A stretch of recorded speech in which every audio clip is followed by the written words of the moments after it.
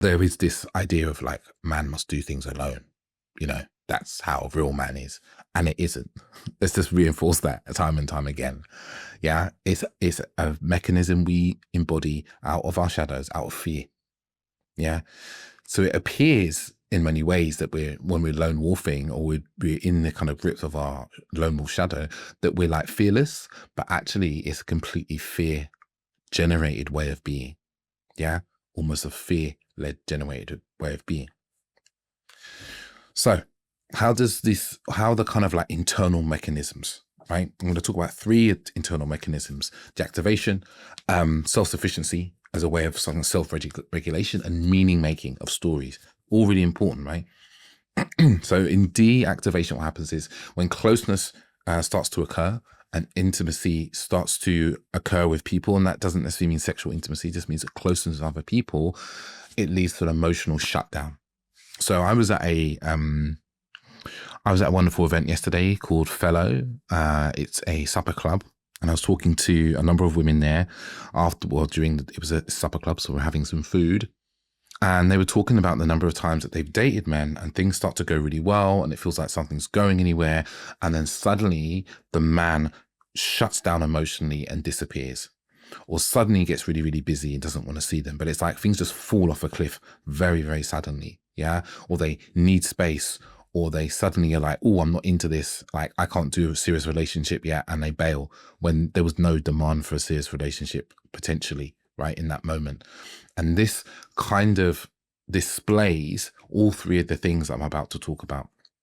So with deactivation, increasing intimacy, increasing closeness, emotional shutdown. Whoa, this is too much. I feel overwhelmed. Like something feels wrong. I need space. I don't feel attracted anymore. And then you're like, okay, I need to leave. I need to not speak to them. But there's also the shutdown element that you don't want to contact them. So you may just completely ghost them and disappear. That happens because there's this emotional overwhelm that's being experienced. And to deal with the kind of increasing emotions and closeness, your system shuts down. You emotionally shut down. It's not a conscious choice. It's something that kind of happens, right?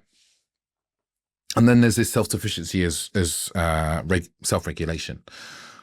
So this will be part of like wanting space and solitude, but with kind of real self-regulation, you are processing your emotions.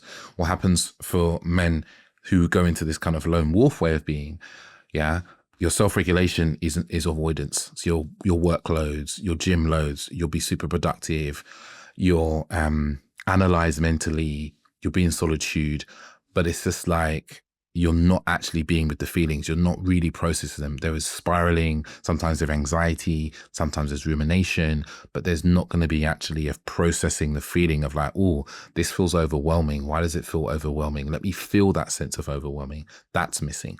Yeah. And then the third one, the meaning making, which I talk a lot about, right? Don't I? If you've listened to a lot of my episodes, meaning making is very powerful in our minds because as human beings, as was once told to me on the Landmark Forum, we are meaning making machines as human beings. We see things happening and we make meaning out of them. That is something we do habitually, right?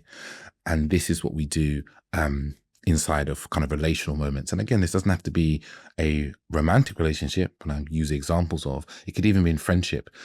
We might start telling ourselves, oh, I'm getting close to someone. Oh, she's going to get in the way of my dreams and hopes. She's going to slow me down. She's going to start to put limits on me. She's going to limit my freedom. I won't be able to do things I want. I won't be able to be spontaneous. I won't be able to make my own choices.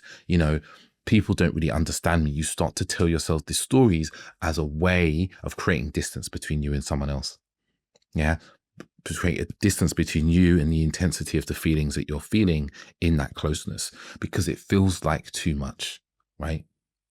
Because the story you tell yourself allows your identity, this lone wolf identity, this lone wolf shadow identity, to feel coherent, to be like a coherent story that makes sense. Yeah. Because it's what we do. We adapt in some way, and then afterwards we then create a coherent story around it so it makes sense. We feel something and then we make a story around it to make that feeling make sense. And then we tell ourselves what we're doing is rational because we consciously chose to do it. And then we ignore the initial feeling because we're not as attuned emotionally to our kind of full feeling body, right? So a couple of questions for you actually.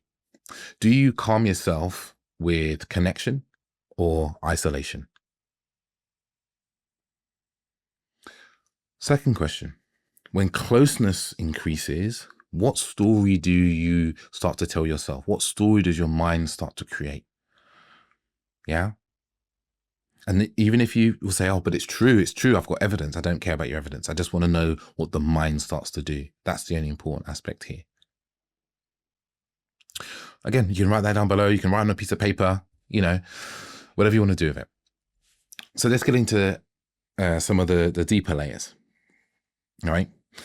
There's underneath this shadow piece of the lone wolf, there's an existential occurrence that occurs that kind of is birthed when we first start to feel this, right? But it's also kind of existential in that I think as human beings, we grapple with certain questions, right? And one of those questions is, am I alone? Right? I think this is one of the singular questions that philosophers have written about through the years. Is like, am I alone? Do I even exist? We start to get to that, and the existential start here for the kind of lone wolf shadow is, I exist alone. No one cares about me. I don't matter. It can be things along those lines. And if we believe that we kind of fundamentally are alone, and we start to really believe that truth, that story of fundamentally alone, right, we will continue to push people away. And we will then say other people are either doing it to us or they are causing us to push them away, right?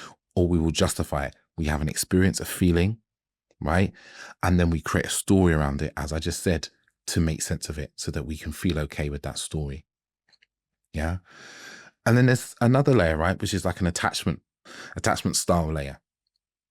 And one of the things I see with a lot of the men, especially men who are avoidant like myself, like the lone wolf is a very active shadow for them, right? It's served them well in ways, kept them safe, but it means that they also can be very detached from other humans, from life, sometimes from even themselves. And they use this as a way to detach from their own sensitivity because it can be overwhelming.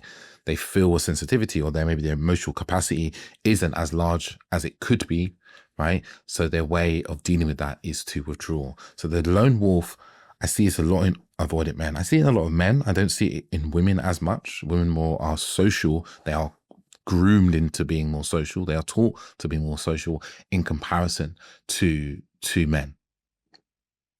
And then there's a kind of identity layer, which is like we have the shadow, and then there's like our identity, our ego stories, right? Because ultimately our ego is just a bunch of our stories of who we are. Sorry, our identity as well is just a lot of stories of who we are. And then suddenly this lone wolf piece becomes part of our identity. It becomes fused more and more of our identity. It becomes who we are. And once we have this identity of I'm a lone wolf, it's like that's where we get meaning. That's who we are. It becomes like a core part of who we are, right? And then we need to keep that true, right? We need to keep that autonomy. We need to keep that separateness. And we stop questioning whether this is actually good for us because it stopped being a question, because we're like, that's just who I am. I'm sure many of you have done that. I've done that in the past where I'm like, well, this is who I am. You're trying to change me, in relationship. But actually, someone's just asking me to question my identity. And this is something that is really important. And I do this a lot with men, especially when we're in group and when we're in one-to-one coaching. It's like, we must question the identities that we hold, because many of these identities are very old. They're very outdated, and we've just been embodying them for so long.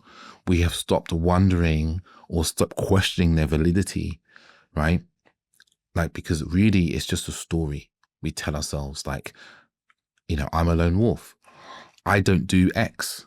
I don't do Y. It just becomes part of our identity, and sometimes because our identity becomes so fixed and other people see it, there's almost like we can't change it because, that's how people know us. That's how we get attention and care from people.